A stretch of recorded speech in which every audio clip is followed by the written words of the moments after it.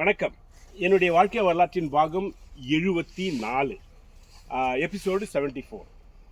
அவர் என்ன பண்ணார், என் பேப்பரை வாங்கிட்டு எல்லாருக்கும் காட்டுறாரு. சைலண்ட், எல்லாம் இங்கே பாருங்க.